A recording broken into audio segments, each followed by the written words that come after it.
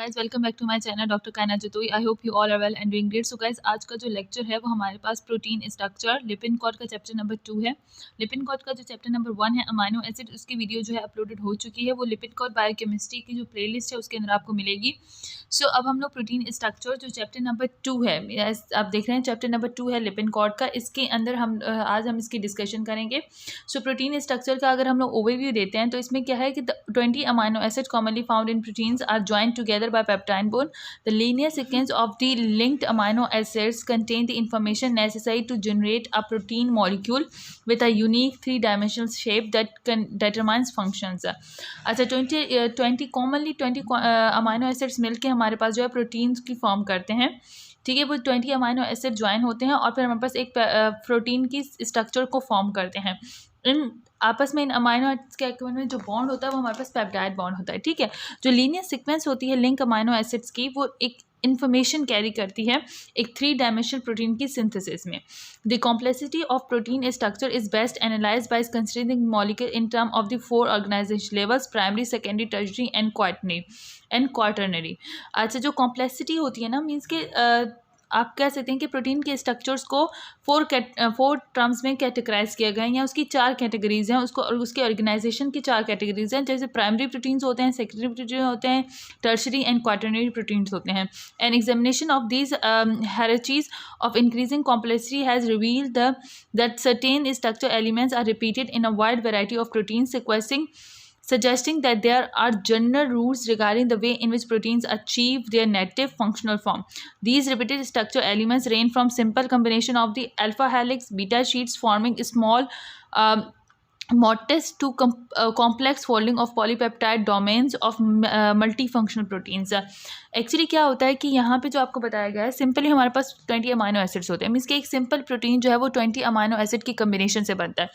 वो 20 amino acid आपस में पेप्टाइड लिंकेज के थ्रू क्या होते हैं, उनकी आपस में बॉन्डिंग हुई होती है। अब क्या होता है कि कॉम्प्लेक्सिटी ऑफ जो हमारे पास प्रोटीन्स है वो डिपेंड करती है कि उसके अंदर जो लीनियर सीक्वेंस अमाइनो एसिड की थी वो कितनी बार फोल्ड हुई है। ठीक है, उसने कितनी बार फॉर्मेशन, मीन्स के वो आपस में कितनी बार फोल्ड हुई है।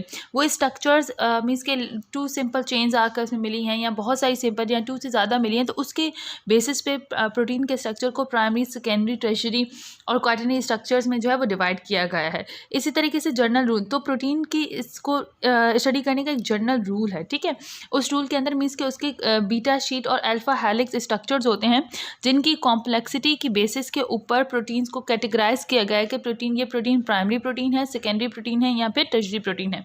सेकेंडरी प्रोटीन्स के अंदर like alpha helix and beta sheet वगैरह के स्ट्रक्चर्स हमें मिलते हैं।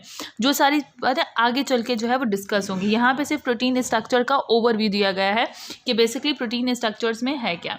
देन हमारे पास आगे हम लोग चलते हैं तो हमें बताया गया है कि प्राइमरी प्रोटीन स्ट्रक्चर्स, मीन्स के अब यहाँ पे जो बात हुई है वो प्राइमरी स्ट्रक्चर्स की हुई है। प्राइमरी स्ट्रक्चर में क्या है, primary structures, the sequence of amino acid in a protein is called the primary structures of the proteins. Amino acid की सिंपल जो सीक्वेंस है प्रोटीन के अंदर उसे प्राइमरी स्ट्रक्चर ऑफ प्रोटीन्स कहते हैं।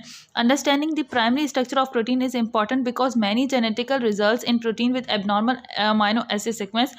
अच्छा, जनरल स्ट्रक्चर, प्राइमरी जो जनरल स्ट्रक्चर है प्रोटीन का, उसको यहाँ पे स्टडी करना बहुत ज़रूरी है, क्योंकि इसकी वजह से इस सीक्वेंस के अंदर तो कोई भी चेंजिंग आ गई ना, तो इसकी वजह से क्या होता है, प्रोटीन की सीक्वेंस जो है वो बिल्कुल चेंज हो जाती है। मीन्स कि उनमें स्ट्रक्चर जो है वो चेंज हो जाता है, which cause improper folding and loss और impairment of the normal functions. If the primary structure of the normal and mutated proteins are known, this information may be used to diagnose or study the disease.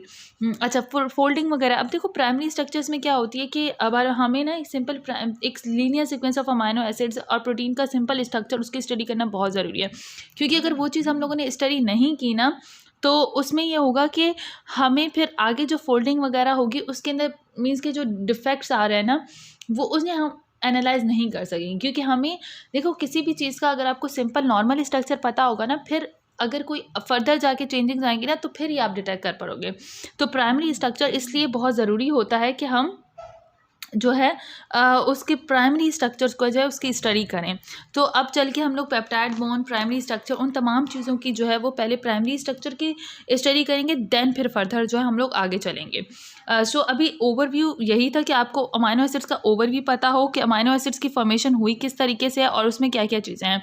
ठीक है, सो I hope अभी ये आपको introduction समझ आ गया होगा कि इसके बाद हम लोग जो है वो पूरा प्राइमरी स्ट्रक्चर, पेप्टाइड बॉन्ड्स वगैरह, मैं आपको नंबर ऑफ पेप्टाइड बॉन्ड जो है वो नेक्स्ट वीडियो में एक्सप्लेन करती हूँ। अल्लाह हाफिज़ गाइस।